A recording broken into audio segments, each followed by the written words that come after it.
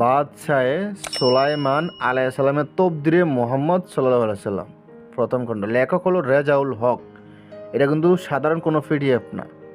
নামটা দেখতে পাচ্ছেন তো, বাদশাহে সোলাইমান মানে তখনকার আমলগুলো এটাতে দেওয়া আছে, বিষয় মানে এরকম বলা হয়েছে। তো কি কি আছে এটাতে, চলুন সেই বিষয় নিয়ে আলোচনা করি। প্রথমে লেখকের কিছু কথা আছে। আমার জীবনের প্রথম কিতাব, আমার ছাত্রদের উদ্দেশ্যে এটা লেখা হয়েছে। তবে শুধু ছাত্র না, যারা পুরনো নতুন সবার জন্য এটা প্রয়োজন, কারণ এখানে অনেক কিছু দেওয়া আছে। আমি ফলো করছিলাম। ওনার নাম দেওয়া আছে রেজাউল হক। বাবার নাম দিয়েছে ইয়ার আলী জামাদার। বিস্তারিত ইন্ডিয়া, আসাম, বরফটা, কুজারফিট, খন্দকার ফার, মানে এগুলো বাইরের, মানে এই লোকটা হলো আসামের, ঠিক আছে। দেখেন, তারপর আসেন উনি সচিবপত্রতে কী কী দিচ্ছে, দেখি কী কী আছে এটাতে।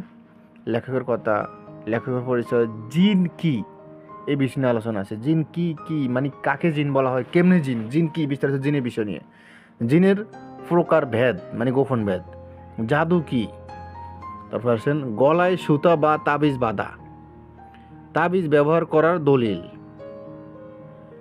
ঝাড়ফুঁক করার দলিল, শরীর বন্ধ করা, পরিবার পরিজনকে হেফাজত করা, বাড়ি বন্ধ করা, রুহানি শক্তি বৃদ্ধি করা, 7 দিনে 7 দিনে মোয়াক্কেলের নাম, রেজাউল গাইবের সালাম, রেজাউল গাইবের দিক, হাজিরা দেখা, জিন হাজির করা, জিন আটক করা, জিনকে শাস্তি দেওয়া, জাদু নষ্ট করা, অন্যান্য রুহানি চিকিৎসা, তুলারাশি, রোগীর চোখ খোলা, মোয়াক্কেল আনা। সমাপ্ত।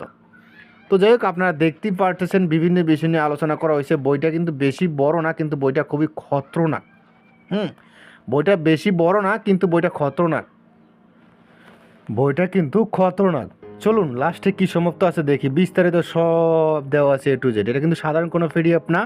পৃষ্ঠা হলো 42 পৃষ্ঠা, কিন্তু এই 42 পৃষ্ঠার ভিতরে যা কিছু লিপিবদ্ধ আছে সব কিছু খুবই খতরনাক, ডেয়ারিং, যা দিয়ে আপনারা 100% ফলপ্রসূ হবেন ইনশাআল্লাহ।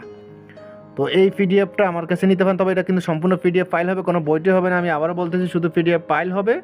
পিডিএফ ফাইল প্রয়োজন হলে ইমো হোয়াটসঅ্যাপ নাম্বারে মেসেজ করবেন। ইমো হোয়াটসঅ্যাপ নাম্বার স্ক্রিন দেওয়া আছে। এ পর্যন্ত ভালো থাকবেন, সুস্থ থাকবেন। আল্লাহ হাফিজ, আসসালামু আলাইকুম।